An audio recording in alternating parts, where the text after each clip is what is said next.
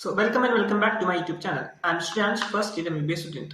तो यार आप आपकी नीट में ऑलमोस्ट एक महीने का टाइम बचा है, 30 डेज का टाइम बचा है।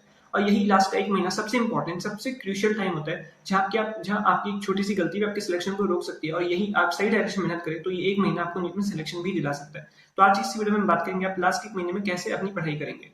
अगर आपका रिवीजन तो दूर, कुछ चैप्टर्स भी अगर आपके अभी तक भी बचे हो तो आप कैसे उन चैप्टर्स को कंप्लीट करते हो, अपने रिवीजन को अच्छे से प्लान करेंगे और इसी साल नीट में सिलेक्शन लेंगे।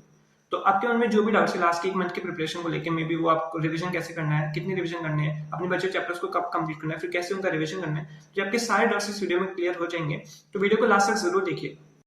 तो सबसे पहले आपको नेक्स्ट 5 दिनों में अपने वीक चैप्टर्स को फोकस करना है, यानी 3rd, 4th, 5th, 6th और 7th अप्रैल को सबसे पहले आप इन 5 दिनों में अपने वीक चैप्टर्स को कंप्लीट करेंगे। क्योंकि आपके काफी चैप्टर्स बच रहे हैं इनकम्प्लीट है, अगर आप उनको कवर किए बिना ही रिवीजन स्टार्ट कर देते हो तो उसका कोई सेंस नहीं होता। तो सबसे पहले आप इन 5 दिनों में उन चैप्टर्स को कंप्लीट करेंगे। तो आपको इन पर डे आपको 4 चैप्टर्स करने होंगे। आप पर डे 4 चैप्टर्स करेंगे, यानी 5 दिन में 20 चैप्टर्स अपने जो भी इनकम्प्लीट है, जो भी वीक है, उनको आप कवर कर सकते हैं। जो कि 20 चैप्टर्स ऐसे भी हो सकते हैं कि 7 चैप्टर्स फिजिक्स में, 7 चैप्टर्स बायो में और 6 चैप्टर केमिस्ट्री में, डिपेंडिंग कि आपके कौन से सब्जेक्ट में कितने चैप्टर्स बच रहे हैं। तो आपको इन चैप्टर्स को कैसे कंप्लीट करना है इन 5 में। तो सबसे पहले आप बात करें बायो के चैप्टर की। तो आपको बायो में जो भी आप चैप्टर उठाएंगे तो आपको सबसे पहले उसकी एनसीईआरटी को रीड करना है। और आपको रीड ऐसे करना है कि आपको एनसीईआरटी रीड करते करते लर्न भी हो जाए उस चैप्टर की, ठीक है। और उसके बाद आपको रीड करने के बाद उसके पीवाईक्यू सॉल्व कर लेने, ठीक है। उसके बाद हम बात करेंगे फिजिक्स में। तो फिजिक्स में आपको जो भी चैप्टर वीक है, आपको सबसे पहले उसका वन शॉट देख लेना, जो कि आपको यूट्यूब पे आप कहीं भी क्रैश कोर्स में आपको मिल जाएगा। उसके बाद वन शॉट करने के बाद उसके बाद उसके शॉर्ट नोट्स आपको रिवाइज करने हैं। अगर आपके पास शॉर्ट नोट्स नहीं है तो आप शॉर्ट नोट्स ऑनलाइन भी डाउनलोड कर सकते हैं। उस शॉर्ट नोट्स को रीड करने के बाद उसके पीवाईक्यूज कर लेने हैं। इस तरीके से आपको फिजिक्स की जो भी अपनी चैप्टर्स वीक है, आपको उन 5 दिनों में ये ऐसे उस चैप्टर को कंप्लीट करना है। उसके बाद हम बात करें केमिस्ट्री में। तो फिजिकल केमिस्ट्री में सेम फिजिक्स की तरह आपको उस चैप्टर को कंप्लीट करना है। और ऑर्गेनिक और इनऑर्गेनिक के चैप्टर्स के लिए आपको उस चैप्टर की पूरी एनसीईआरटी को पढ़ना है। उसके बाद आपको शॉर्ट नोट्स रिवाइज करने हैं और उसके बाद उस चैप्टर के उसके पीवाईक्यूज कर लेते हैं। तो नेक्स्ट 5 दिन में आप इस तरीके से अपने जो वीक चैप्टर्स है या जो भी चैप्टर्स आपके इनकम्प्लीट है, कुछ कॉन्सेप्ट्स वीक है, तो आपको इन्हीं तरीके से आपको नेक्स्ट 5 दिन में उन चैप्टर्स को कंप्लीट करना है। तो अब हम बात करेंगे कि आपको कैसे अब 7 अप्रैल तक आपने उन चैप्टर्स को कंप्लीट कर लिया। उसके बाद आपको 8 अप्रैल से 30 अप्रैल तक आपका रिवीजन करना है। और 30 अप्रैल के बाद जो 6 या 7 दिन बचेंगे उसमें आपको कैसे रिवीजन करना है उसकी वीडियो मैं आपको बाद में अपलोड कर दूंगा। अगर आपने चैनल को सब्सक्राइब नहीं किया तो प्लीज चैनल को सब्सक्राइब कर दीजिए ताकि आपको वो वीडियो मिस ना हो। तो अब हम बात करेंगे 8 अप्रैल से 30 अप्रैल तक आप कैसे रिवीजन करेंगे। तो यहाँ 8 अप्रैल से 30 अप्रैल तक आपके पास 23 डेज होते हैं और आपको पर डे 4 चैप्टर्स करने होंगे, यानी 23 डे और पर डे 4 चैप्टर्स, मतलब आप 92 चैप्टर्स में रिवाइज कर होंगे। तो आपको उन चैप्टर्स को कैसे क्या रिवाइज करना है। सी आपको जो 4 चैप्टर्स रिवाइज करने हैं उसमें से आपको 2 चैप्टर्स बायो के रखने हैं, एक फिजिक्स का और एक केमिस्ट्री का। तो अब हम बात करेंगे आप कैसे सब्जेक्ट वाइज इन चैप्टर्स को रिवाइज करेंगे। तो अब हम बात करेंगे कैसे सब्जेक्ट वाइज इन 23 डेज अपने रिवीजन को प्लान करेंगे। तो सबसे पहले हम बात करेंगे बायो के बारे में। तो बायो में आपको एक, अगर आप 2 चैप्टर्स रिवाइज कर रहे हो पर डे, तो आपको एक चैप्टर थोड़ा छोटा लेना पड़ेगा और एक चैप्टर थोड़ा बड़ा, ताकि आपका रिवीजन बैलेंस हो सके। लेट सपोज आप एक दिन जेनेटिक्स पार्ट 1 ले रहे तो आप उसी दिन उसके साथ लिविंग वर्ल्ड ले, और अगर आप नेक्स्ट जेनेटिक्स पार्ट 2 ले रहे तो आप रेस्पिरेशन इन ह्यूमंस ले लें, ठीक है। तो आपको जैसे लेट सपोज आप बायोटेक्नोलॉजी का चैप्टर रिवाइज कर रहे हो तो आपको कैसे रिवाइज करना होगा। तो आप बायोटेक्नोलॉजी के चैप्टर को आपको रिवाइज करने जाएंगे तो आपको उसको सबसे पहले एनसीईआरटी रीड करनी है, जो कि आप 1.5 घंटे में आराम से उसकी एनसीईआरटी को रीड कर सकते हैं। और उसके बाद उसके आपको पीवाईक्यू सॉल्व करने हैं, जो कि ज्यादा से ज्यादा आधा घंटा लेगा। और सेकंड चैप्टर में आप जो नेक्स्ट चैप्टर आप बायो को रिवाइज करेंगे, सेम आपको उसमें भी ऐसे ही करना है। इस तरीके से अपने बायो को आपको रिविजन करना है। तो उसके बाद हम बात करेंगे केमिस्ट्री की। सी केमिस्ट्री में सबसे पहले फिजिकल केमिस्ट्री। तो फिजिकल केमिस्ट्री में आपको सबसे पहले तो उसके शॉर्ट नोट्स देख लेना है या फॉर्मूलाज देख लेनी है, जो कि आपको ज्यादा से ज्यादा 1 घंटा टाइम लगेगा। उसके बाद आपको उसके पीवाईक्यूज करने, जो कि आप 1 घंटे में आराम से कर सकते हैं। उसके बाद हम बात करेंगे इनऑर्गेनिक केमिस्ट्री के लिए। तो इनऑर्गेनिक केमिस्ट्री के लिए आपको एनसीईआरटी अच्छे से उसकी पढ़नी है और उसके शॉर्ट नोट्स लिखने हैं। सी एनसीईआरटी पढ़ना बहुत जरूरी है, क्योंकि 2021 में नीट में बहुत एनसीईआरटी का डीप क्वेश्चन आया था, जो कि हाइड्रोजन चैप्टर से आया था। अगर आपने उसकी एनसीईआरटी को नहीं पढ़ रखा होगा तो आप नीट के यहाँ एग्जाम में इतना प्रेशर होता है कि आप उस क्वेश्चन को अटेंड भी नहीं करेंगे अगर आपने पढ़ा नहीं होगा। इसलिए आपको एनसीईआरटी को भी रिविजन करते हुए अच्छे से पढ़ना है। और उसके बाद उसके शॉर्ट नोट्स लिख लेने हैं। इन सब को आप इन सब में आपको लगभग 1.5 घंटा देना है। उसके बाद उसके पीवाईक्यूज करने हैं, जो कि ज्यादा से ज्यादा 1 घंटे में लेंगे। उसके बाद हम बात करेंगे ऑर्गेनिक केमिस्ट्री की रिविजन के ऊपर। तो ऑर्गेनिक केमिस्ट्री में भी आपको एनसीईआरटी को रिवाइज करना है, जो भी आपके बोल्ड पॉइंट्स एनसीईआरटी में लिखे हुए आपके, या फिर जो भी आपने हाईलाइट कर रखे हैं और जो भी आपके नेम रिएक्शंस है, आपको उनको एनसीईआरटी को अच्छे से रीड करना है। और उसके बाद उसके शॉर्ट नोट्स लिख लेने हैं। इन सब में आपको 1.5 घंटा देना है और उसके बाद उसके पीवाईक्यूज कर लेने, जो कि 1 घंटे में आराम से हो जाएंगे। तो हम बात करेंगे फिजिक्स के कैसे चैप्टर्स को रिवाइज करें। सी आप फिजिकल केमिस्ट्री का जिस दिन चैप्टर रिवाइज करेंगे, क्योंकि physical chemistry as compare to organic and inorganic chemistry जल्दी रिवाइज होती है। तो जिस दिन आप फिजिकल केमिस्ट्री के चैप्टर को रिवाइज कर रहे हो तो उस दिन आप ट्राई करें कि आप फिजिक्स का बड़ा चैप्टर लें, ताकि आप उसमें ज्यादा टाइम ले सके, क्योंकि फिजिकल केमिस्ट्री जल्दी रिवाइज होगी। तो आप फिजिकल केमिस्ट्री जिस दिन रिवाइज करें तो उस दिन आप लेट्स सपोज सेमीकंडक्टर्स या इलेक्ट्रिसिटी ऐसे कोई बड़ा चैप्टर ले, तो आपको उस चैप्टर को रिवाइज करना है। तो सबसे पहले तो आपको उसके शॉर्ट नोट्स और फॉर्मूला लिस्ट देख लेने, और अगर आपका चैप्टर थोड़ा वीक है तो आप उसका वन शॉट भी देख सकते हैं यूट्यूब पे या फिर कोई क्रैश कोर्स से, और उसके बाद उसके आपको पीवाईक्यू सॉल्व करने, ठीक है। यहाँ पे आपका फिजिक्स का रिविजन ऐसा आपको करना होगा। सी अगर आपने पर डे बायो के दो चैप्टर करे हैं, तो क्योंकि बायो में 38 चैप्टर्स है, तो आप 8 चैप्टर से लेकर 26 अप्रैल तक अपनी पूरी बायो रिवाइज कर सकते हैं। अब यहाँ पे 4 दिन बचे, 27, 28, 29 और 30। अब यहाँ पे आपको जो 4 चैप्टर्स रिवाइज करने हैं, उनमें से 2 चैप्टर फिजिक्स के होंगे और 2 चैप्टर केमिस्ट्री के होंगे। तो आप जैसे फिजिक्स के 2 चैप्टर्स रिवाइज करें, तो आपको ट्राई करना है कि आप एक चैप्टर छोटा लें और दूसरा चैप्टर बड़ा लें। जैसे आप ग्रेविटेशन के साथ इलेक्ट्रोस्टैटिक्स कर सकते हैं, नेक्स्ट डे आप करंट इलेक्ट्रिसिटी के साथ केटीजी कर सकते हैं। आपको ट्राई करना है कि आप एक चैप्टर 11th का लें तो दूसरा चैप्टर 12th का लें, क्योंकि नीट के पेपर में भी सारे क्वेश्चन रैंडम होंगे। कोई क्वेश्चन 11th के चैप्टर से होगा, कोई 12th के चैप्टर से होगा, तो आपकी प्रैक्टिस ऐसी होनी चाहिए कि आप वहाँ पेपर को अच्छे से सॉल्व कर सके। तो यहाँ पे 30 अप्रैल तक आपका रिविजन कंप्लीट होता है।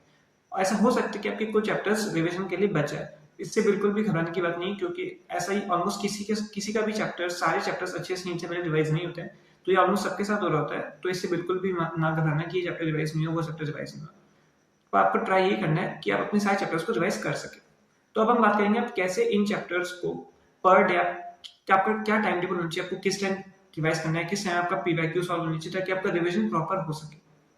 तो हम बात करेंगे आपके डेली शेड्यूल के बारे में, आप किस टाइम पे आपको क्या पढ़ना है जिससे आपका रिवीजन प्रॉपर हो सके और फास्ट हो सके। तो लेट्स सपोज आप 8:30 बजे उठ रहे हैं, क्योंकि कोई 7 बजे उठ रहा होगा, कोई 9 बजे, तो हम 8:30 मान लेते हैं। आप जिस भी टाइम उठ रहे हैं आप उस हिसाब से इसको सेट कर सकते हैं। तो आप 8:30 बजे उठ रहे हैं, उसके बाद आपको नहाना धोना ब्रेकफास्ट सब करके 9:30 बजे तक तैयार जाना है। उसके बाद आपको 9:30 से 12:30 ये आपका पहला स्लॉट होगा जिसमें आपको पढ़ना है। तो 9:30 से आपको सबसे पहले अपने बायो का चैप्टर उठाना है, आप उसकी एनसीईआरटी पढ़नी है। सी मेरे अकॉर्डिंग आपको सबसे पहले शुरू अपना दिन बायो से करना चाहिए, क्योंकि ज्यादातर स्टूडेंट्स की बायो फेवरेट होती है, और सुबह आपका क्योंकि माइंड एकदम फ्रेश है, आपका माइंड ज्यादातर चीजें लेने के लिए एकदम रेडी है, तो आप ज्यादा चीजें अब्सॉर्ब कर पाएंगे, क्योंकि आपको बायो में ज्यादा लर्न नहीं करना है, तो आप उसको एग्जाम तक रिटेन करना आपको जरूरी है। आपका माइंड अभी सुबह ग्रास्प ज्यादा करेगा, तो आप मेरी एडवाइस ये है कि सुबह सबसे पहले अपने बायो को चैप्टर को उठाए, और 1.5 घंटे यहाँ पे आपको बायो के एनसीईआरटी के चैप्टर को पढ़ना है। उसके बाद जो 1.5 घंटा बचेगा, यानी 11 से 12:30, इस टाइम आपको फिजिक्स का चैप्टर उठाना है। आपको फिजिक्स के चैप्टर के उठा के सिर्फ उसकी थ्योरी करनी है। यहाँ पे बायो में भी आपको सिर्फ थ्योरी करनी है, क्वेश्चंस नहीं, और फिजिक्स में भी सिर्फ उस चैप्टर की theory, short notes, formula list देखनी है, सिर्फ थ्योरी। ये आपका 9:30 से 12:30 का स्लॉट।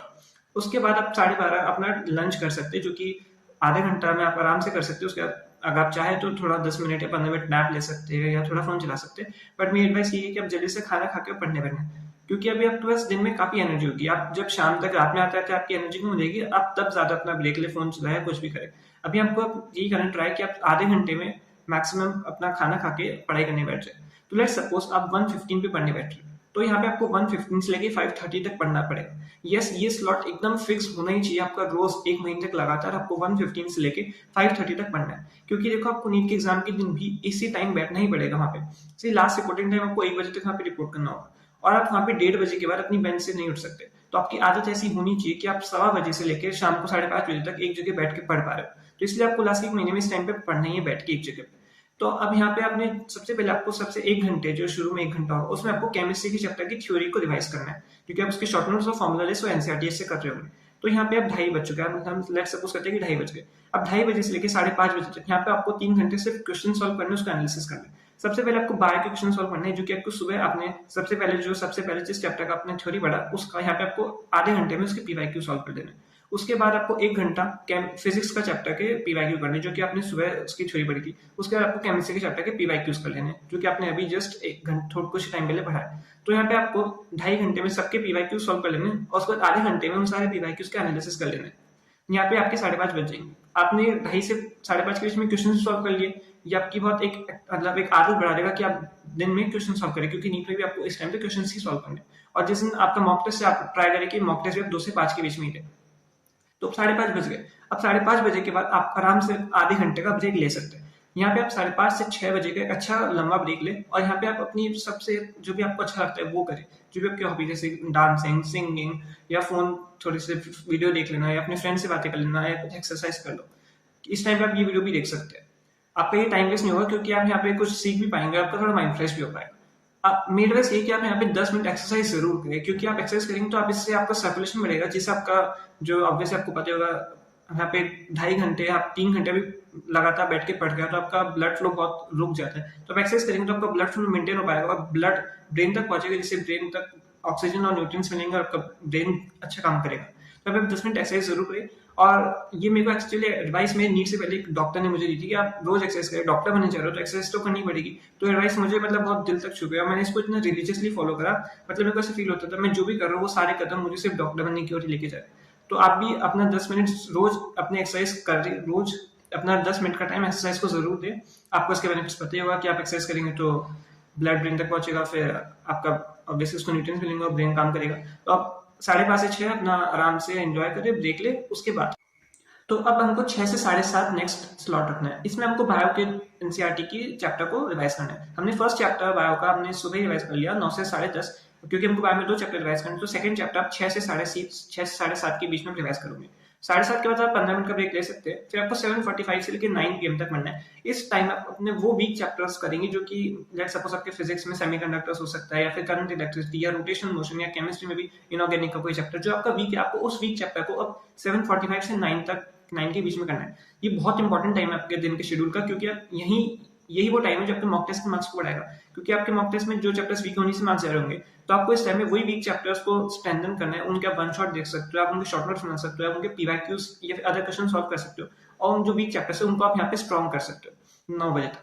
अब 9 बजे के बाद आपको अपना डिनर कर लेना है। 9 से 10 में आप 1 घंटे में आराम से अपना डिनर कर सकते हो, अपनी फैमिली के साथ टाइम स्पेंड कर सकते हो, मम्मी पापा दीदी भाई बहन किसी से बातें कर सकते हो आराम से, और थोड़ी देर बाहर घूम लो खाना खाने के बाद। तो आप 10 बजे यहाँ पे आराम से माइंड फ्रेश हो जाएगा घंटे में। इसके बाद अब आपको 10 बजे से 1 बजे तक पढ़ना है। अब आप 10 से 1 में कैसे और क्या पढ़ोगे? सी आपका जिस दिन मॉक टेस्ट है आप उस दिन उसको ज्यादा एनालाइज नहीं करते, ज्यादा से आधा घंटे में देख ले कि आपका कौन सा क्वेश्चन गलत हुआ कौन सा सही हुआ।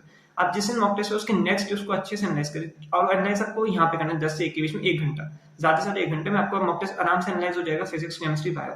तो आप मॉक टेस्ट यहाँ पे एनालाइज कर सकते हो। नेक्स्ट चीज आप ये कर सकते हो कि आपका जो वीक चैप्टर्स है जो आपने अभी 7:45 से 9 के बीच में पढ़ा, उसके आप क्वेश्चन यहाँ पे सोल्व कर सकते हो। और आप ये कर सकते हो कि जो आपने 6 से लेके 7:30 के बीच में बायो का चैप्टर पढ़ा, उसके पीवाईक्यूज यहाँ पे आपको सोल्व करने। तो मतलब ये वो टाइम है जहाँ पे आप अपने जो वीक चैप्टर्स हैं उनको पॉलिश कर रहे हो, मतलब स्ट्रेंथन कर रहे हो वीक एरियाज को, अपने मॉक टेस्ट को भी एनालाइज कर रहे हो। तो इस तरह से आप अपने डे को शेड्यूल कर सकते हैं। तो इस वीडियो में हमने देखा आप कैसे अपने बचे हुए चैप्टर्स को कंप्लीट करेंगे, तो कैसे उनका रिवीजन करेंगे, और कैसे नीट के 1 महीने पहले के अपने टाइम को, अपने दिन को कैसे शेड्यूल करना है। तो इस वीडियो में यहीं तक। अगर आपको वीडियो अच्छी लगी हो तो प्लीज वीडियो को लाइक कीजिएगा, चैनल को सब्सक्राइब कीजिएगा, और नीचे कमेंट सेक्शन में अपने कमेंट्स को पोस्ट कीजिए कि आपको नेक्स्ट किस टॉपिक के ऊपर वीडियो चाहिए। मिलते हैं नेक्स्ट वीडियो में, तब तक के लिए अच्छे से पढ़ते रहिए एंड टेक केयर।